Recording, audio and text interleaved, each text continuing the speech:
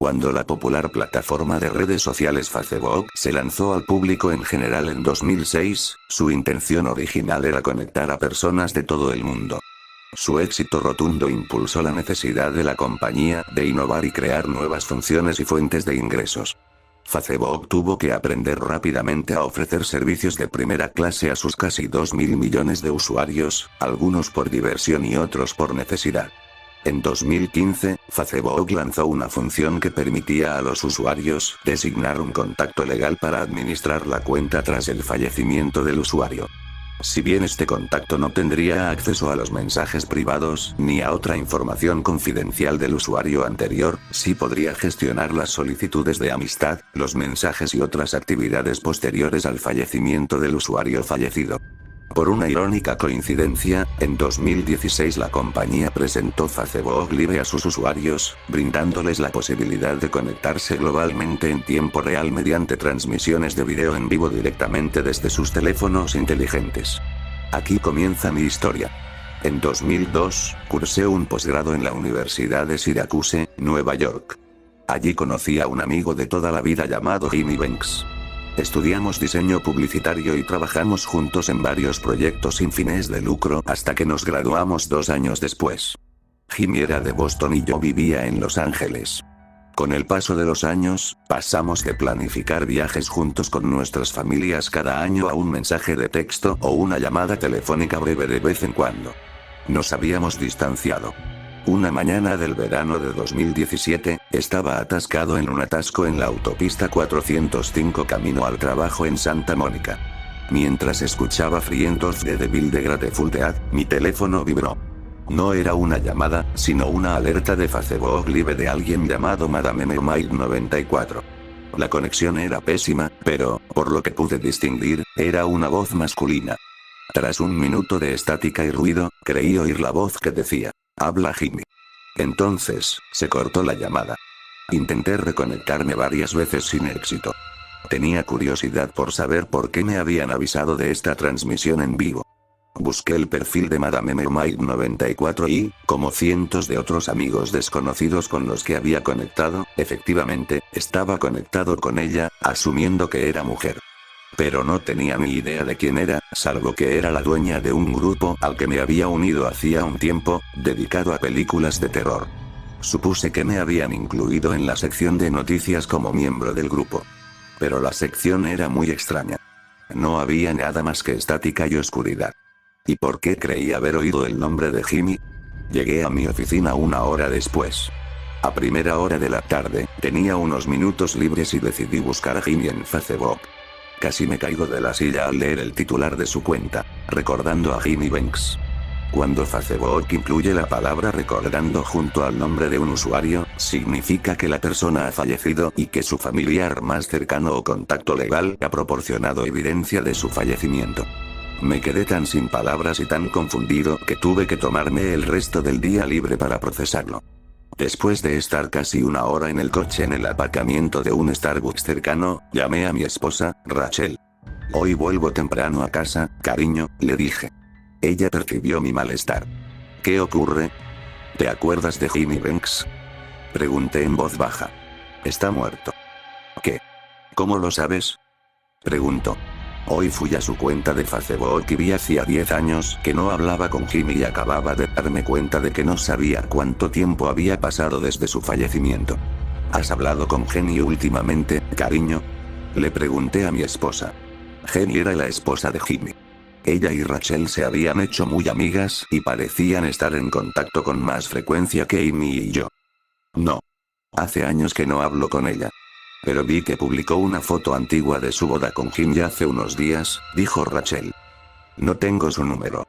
¿Podrías darme su información de contacto y la llamaré?, dije desesperado. Sí, lo envío ahora mismo. Llámame cuando sepas algo.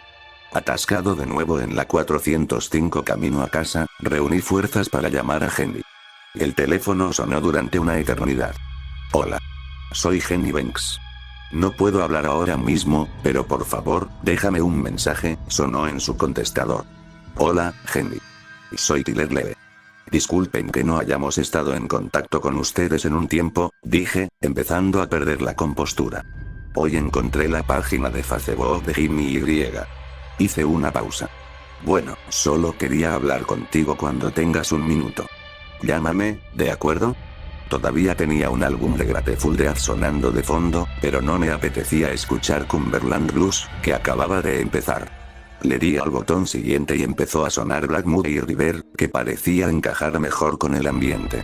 Mientras escuchaba a Jerry García cantar con tristeza el estribillo, caminaré solo junto al río Black Moody. Cántame una canción mía, no pude evitar imaginarme a Jimmy caminando tristemente junto a un río oscuro en un mundo oscuro y desconocido. Mi teléfono sonó, interrumpiendo la canción que sonaba en la radio del coche. Gen apareció como identificador de llamadas, y esbozó una leve sonrisa. Gen era originaria de Japón. Jimmy la conoció mientras rodaba un documental allí en los 90. Tenían 2 hijas gemelas, Rachel y Akira, que eran apenas unas bebés la última vez que las vimos. Le pusieron a Rachel el nombre de mi esposa, a quien Jenny adora. Akira llamaba a su madre Gen cuando era pequeña, así que Amy hizo lo mismo y la llamó igual, al igual que los amigos de Jenny. Hola. Respondí torpemente. Hola, Tyler. Dijo la voz tranquila del otro lado. Sí. Jenny, ¿cómo estás? ¿Recibiste mi mensaje? Sí. Siento que no te hayamos llamado, Tyler. No pasa nada.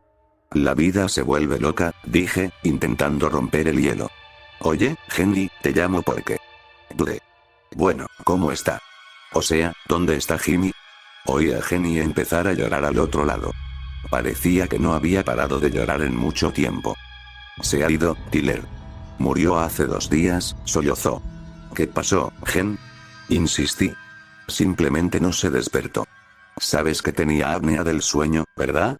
Jimmy tenía apnea del sueño grave y usaba una mascarilla PAP para dormir por la noche. Compartíamos habitación en Syracuse y roncaba terriblemente cuando no la usaba, algo que odiaba. Se estima que unos 22 millones de estadounidenses sufren de apnea obstructiva del sueño, pero se cree que hasta el 80% sigue sin diagnosticar. Por suerte, Jimmy había recibido tratamiento para su afección, que, de no tratarse, podría causar varios problemas de salud importantes, incluso la muerte. Recientemente, se había cansado de usar la mascarilla y no la había usado en casi 2 años. La salud de Amy se había deteriorado tanto que, 2 días antes, dejó de respirar en plena noche por falta de oxígeno y falleció en silencio. Jenny se enteró de la muerte de su esposo después de intentar despertarlo antes de irse a trabajar. Al no responder, llamó al 911 y los paramédicos lo declararon muerto a las 8:43 am del lunes 6 de agosto de 2017. De repente, Jenny se encontraba sola criando a sus hijas gemelas, que ya tenían 14 años. Mientras hablábamos, era dolorosamente evidente que estaba luchando por lidiar con todo lo relacionado con la repentina muerte de Amy y que necesitaba ayuda desesperadamente, pero tenía miedo de pedirla. Mira, Jenny, Rachel y yo queremos salir a ayudar. ¿Nos dejas hacerlo? Pregunté. Hubo un momento de silencio al otro lado. No puedo pedirte eso, Tyler. Estaremos bien. El funeral es el viernes, dijo en voz baja. Queremos ayudar, Jenny. Podemos llevar a las niñas a la escuela, cuidar de ti y de la casa, supliqué. Además, iremos al funeral de todas formas. Sí, vale. Te lo agradecería mucho, confesó. Bien. Volaremos esta noche y llegaremos por la mañana, le dije. En cuanto colgué, llamé a Rachel para ponerla al día. Cuando el teléfono empezó a sonar, volvió a aparecer la alerta de Facebook Live, de la misma usuaria, Madame Mermaid 94. No les había contado a mi esposa ni a Jenny cómo había recibido, o casi recibido, esta extraña transmisión esa mañana. Pero esta vez la conexión se escuchó con mayor claridad. ¿Hay alguien ahí? Dijo la voz estática a través de una imagen de video en vivo, que era completamente negra con líneas de colores de estática que interrumpían la señal entrecortada. ¿Quién es? Respondí por el mensaje de texto.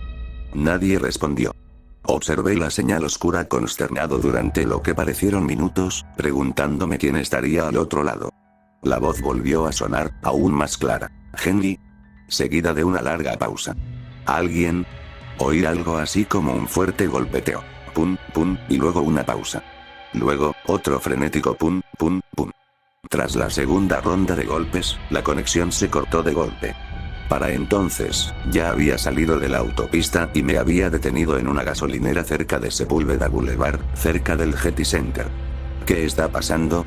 Me grité a mí mismo. Apoyé la cabeza entre las manos en el volante durante unos minutos, pensando en cómo entender todo aquello. Intenté escribirle directamente a Madame Mermaid 94 varias veces, pero no recibí respuesta. Miré sus publicaciones y varios otros usuarios ya habían publicado cosas como ¿quién es? ¿Qué demonios? Y por favor. Estaba claro que no era el único que recibía esas publicaciones tan raras. Ahora estaba seguro de que la voz preguntaba claramente por Jenny, y de que yo también debía haber oído el nombre Amy antes. Desconcertado, fui a la tienda a comprar algo de beber e intentar volver a la realidad. Después de regresar a la autopista, llamé a Rachel y le conté sobre mi conversación con Jenny y las extrañas transmisiones en vivo que había recibido anteriormente. ¿Cómo es posible?, protestó Rachel. No pueden estar relacionados. Simplemente crees haber oído Jenny y Jimmy porque los tienes presentes, razonó. Quizás, pero ¿no te parece extraño que esto sucediera solo unos días después de que Amy muriera?, dije. ¿Le preguntaste a Jenny sobre eso?, preguntó Rachel. No. No quería molestarla con eso. Además, sonaba fatal. No está bien y tenemos que salir esta noche, insistí. Después de regresar a casa, cada uno preparó su equipaje de mano y nos encargamos de que nuestro hijo mayor cuidara a los menores durante la noche hasta que llegaran los padres de Rachel el domingo. Luego, salimos de Burbank en un vuelo a Boston a las 10 p.m. Cuando llegamos a casa de Jenny el jueves por la mañana, se nos encogió el corazón al abrazarla a ella y a las niñas. Jenny parecía no haber dormido en toda la semana, y las niñas todavía estaban en pijama a las 12:30 p.m. de un día de colegio. Rachel siguió a Jenny a la habitación e insistió en que durmiera mientras llevábamos a las niñas a la escuela y nos preparábamos para los próximos días. No queremos que te preocupes por nada, Jen, dijo Rachel.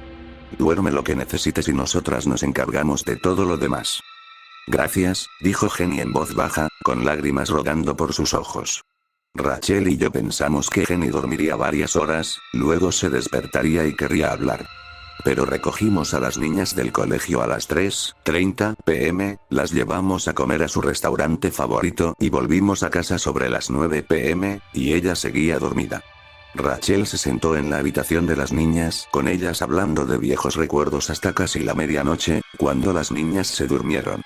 A Rachel le encantan las actividades al aire libre y me había convencido a mí para que hiciera lo mismo durante los últimos 20 años que estuvimos casados. Viajábamos a lugares lejanos con nuestros hijos con un presupuesto ajustado y muy pocas provisiones. Así que estábamos acostumbrados a dormir en sofás, suelos, cemento, tierra o cualquier cosa semiplana con solo una manta ligera. Nos acurrucábamos juntos en el suelo de la sala y nos dormíamos. Sobre las 2 de la madrugada me despertó una vibración cerca de la cabeza. Había guardado el teléfono en una pequeña bolsa de viaje que hacía las veces de almohada y sonaba. Busqué mis gafas a toda prisa y miré la pantalla. Madame Mermaid 94 quiere conectar contigo en Facebook Live, decía un mensaje en el teléfono. ¿Qué demonios?, dije, girándome para despertar a Rachel. Cariño, despierta. Es la transmisión en vivo otra vez. Rachel se giró confundida. ¿Qué? Es lo de Facebook Live otra vez. Casi grité. Levanté el teléfono mientras ambos mirábamos la pantalla desde el suelo. Hola, dijo la pantalla oscura. ¿Acaso eso te suena a Jimmy?, pregunté hipotéticamente. Bueno, definitivamente es una voz masculina, dijo Rachel, pero no lo sé. Claro, no he hablado con él en una década o más. ¿Deberíamos avisarle a Jenny?, pregunté, sabiendo la respuesta. No ahora mismo, cariño, solo la molestará más, respondió Rachel. Habían pasado 10 minutos y no habíamos oído nada más que un débil hola, seguido de unos minutos de estática ruidosa y golpes ocasionales en lo que sonaba como metal. ¿Qué estás viendo?, preguntó una voz a todo volumen desde el pasillo. Era Jenny. Se despertaba en mitad de la noche hambrienta y buscaba algo para comer. No es nada, dije sobresaltado. Solo un video que le estaba mostrando a Rachel. Jenny se acercó, poniéndose las gafas para ver mejor, mientras yo intentaba cerrar la aplicación de Facebook en mi teléfono sin mirar. ¿Qué pasa? Déjame ver, suplicó Jenny. Oh, no es nada realmente. Solo algo que alguien me envió, dije tímidamente. ¿Alguien te envió algo tan temprano? Preguntó Jenny. Rachel y yo nos miramos, acordando sin palabras que teníamos que decirle algo. Jenny, tengo que preguntarte algo que te va a sonar muy raro, empecé. ¿Te puedes sentar? Jenny se sentó en el sofá mientras Rachel se unía a ella en un cálido abrazo. ¿Qué pasa? Jenny sintió que algo no estaba bien. Te comunicaste con Facebook para darles información y confirmar que Amy había muerto, ¿verdad? Pregunté esperanzado. ¿En serio? Dijo Jenny. Yo no uso esas cosas. Es una pérdida de tiempo. ¿Y yo que Amy tampoco lo hacía? Exclamó. ¿Por qué? Rachel y yo nos miramos confundidas. Espera, ¿quieres decir que no cambiaste su cuenta de Facebook a una cuenta conmemorativa? Preguntó Rachel. No, en absoluto. ¿Es grave? ¿Qué pasa? Jenny me quitó el teléfono de la mano. Había abierto la cuenta de Jimmy y Jenny leyó en voz alta, recordando a Jimmy Cello, 1976-2018. Hubo una larga pausa mientras Jenny asimilaba la insinuación. Espera. ¿Cómo sabe Facebook que mi marido murió? Exclamó Jenny. Buena pregunta, Jen, dije. Técnicamente, no pueden hacer esto sin un certificado de defunción. Ni siquiera lo tengo todavía. Debería conseguirlo de la funeraria más tarde hoy, dijo Jenny. Jenny, hay algo más, dijo Rachel mientras le quitaba mi teléfono a Jenny y navegaba hasta las transmisiones grabadas de Facebook Live y las reproducía para ella. ¿Cuándo los conseguiste? Preguntó asustada. Tyler recibió el primero la mañana que te llamó desde Los Ángeles. Y el último nos llegó hace unos 10 minutos. ¿Qué? Gritó Jenny, empezando a llorar. ¿Quién los envió? ¿Quién está haciendo esto? Gritó. ¿Quién es esa Madame Mermaid 94? Nadie tuvo que decir lo que todos pensábamos. No, no. No vayas. Jimmy no haría eso. Insistí. Jenny se dio la vuelta y cogió una foto pequeña y enmarcada de los dos de una estantería. No éramos la misma pareja que conocías hace 10 años, explicó Jenny. Nos habíamos distanciado. Jimmy tenía una depresión severa y perdió el interés en casi todo. Rachel abrazó a su amiga. Lo siento mucho, Jenny, dijo. ¿Crees que él estaba viendo a Madame Mermaid 94 y que ella cambió su cuenta? De repente, apareció otro mensaje de alerta en la pantalla. Era la voz de Jimmy otra vez. Todos nos reunimos en el suelo de madera de la sala, escuchando y observando en la oscuridad. Jenny, ¿estás ahí? Dijo la voz. ¿Sí? Sí, estoy aquí, Jimmy. ¿Me oyes? Gritó Jenny. ¿No nos oye, Jenny? La transmisión solo puede enviar una señal, pero podemos enviarle un mensaje de texto, le expliqué. ¿Sí? Estoy aquí. Me escribió Jenny desde mi teléfono. Soy Jen. ¿Dónde estás? El audio se volvió borroso durante casi 5 minutos. Entonces, llegó un extraño mensaje de texto, enigmático. P. Loctri. En un smartphone con teclado QWERTY, los caracteres P. Loctri son muy parecidos a los que formarían ayuda. Batería baja. Si alguien intentara escribir a ciegas. Nunca más volvimos a recibir noticias ni mensajes. Está vivo. Tiene que estar vivo. Declaró Jenny mientras cogía su abrigo y sus zapatos y se los ponía encima del camisón. Tenemos que encontrarlo ya. Con calma, detuve a Jenny y la abracé, mirándola a los ojos. Pero, Jimmy fue incinerado. No puede estar vivo. Alguien está jugando una mala pasada.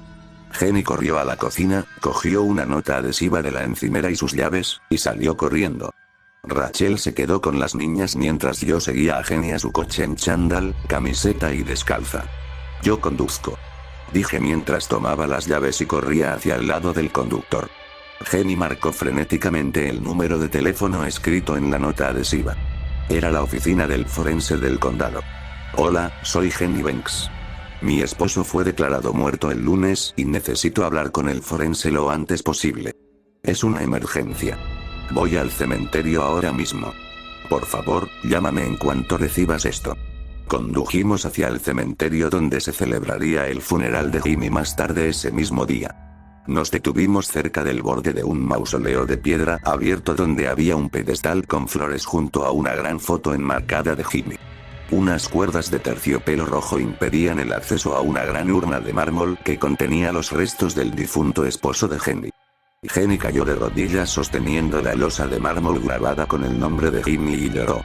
El silencio se interrumpió con el sonido de una camioneta blanca con aspecto de oficial que se acercaba. Era el forense.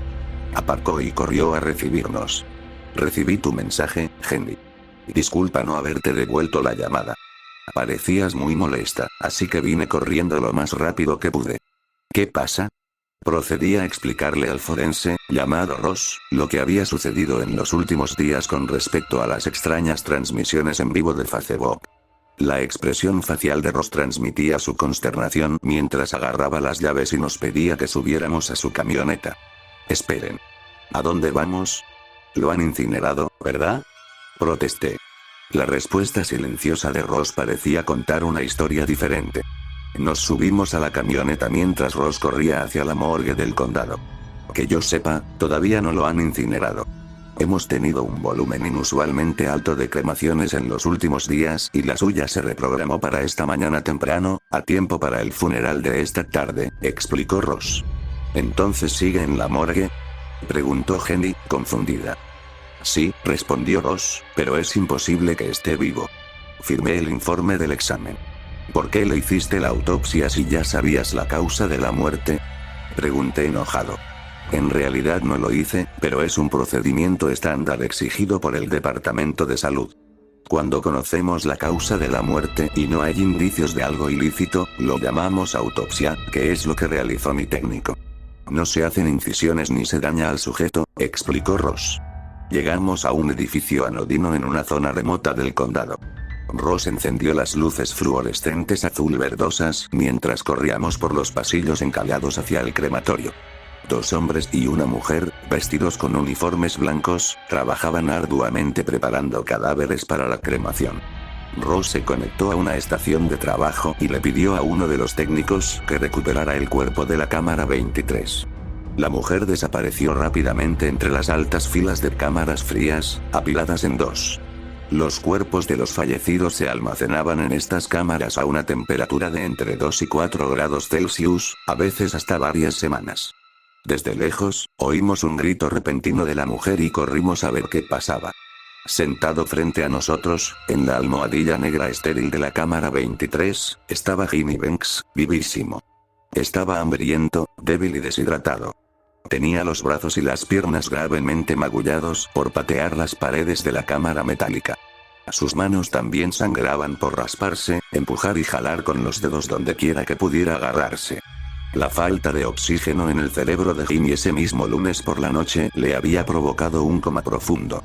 Jenny envolvió sus brazos alrededor de su esposo mientras los otros técnicos colocaron mantas de emergencia a su alrededor y llamaron al 911. ¿Qué pasa?, gritó Ross, entre enfadado y aterrorizado. ¿En qué consistió tu examen, Amber?, preguntó frustrado, volviéndose hacia su técnico. ¿Viste el informe, Ross? Lo firmaste, dijo ella, evadiendo el tema. Amber Martin era una joven millennial de 24 años que se había graduado recientemente de la universidad municipal local con un título en ciencias mortuorias. Este era su primer trabajo después de la universidad y llevaba casi un año trabajando en la morgue. Amber era lo que algunos considerarían una gótica. Era una chica curiosamente atractiva, de estatura y complexión medianas, con cabello negro oscuro y tez pálida.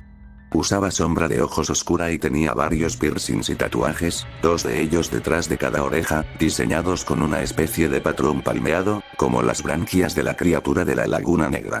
Realicé solo un examen externo, revisé todos los signos vitales y documenté las marcas y cicatrices que lo identificaban, explicó Amber, suavizando su tono agresivo anterior. No tenía pulso ni latidos. Su cuerpo había sufrido algor mortis y había alcanzado la temperatura ambiente. Estaba muerto, le dijo irrespetuosamente a Ross. Observamos el intercambio, alarmados por el hecho de que la chica seguía empleada. Pero Ross parecía ser un hombre paciente. ¿Había alcanzado el cuerpo el rigor mortis? Le preguntó Ross a Amber. El rigor mortis es la etapa post-mortem, generalmente entre 2 y 6 horas después de la muerte, en la que el cuerpo comienza a endurecerse por falta de circulación sanguínea. La sangre comienza a acumularse y a sentarse. Amber apartó la mirada, avergonzada. Bueno, no. No exactamente. Realicé el examen alrededor del mediodía del lunes, unas 4 horas después de que lo declararan muerto. Puede tardar hasta 6 horas en notarse, argumentó. ¿Pero no lo confirmaste?, gritó Ross.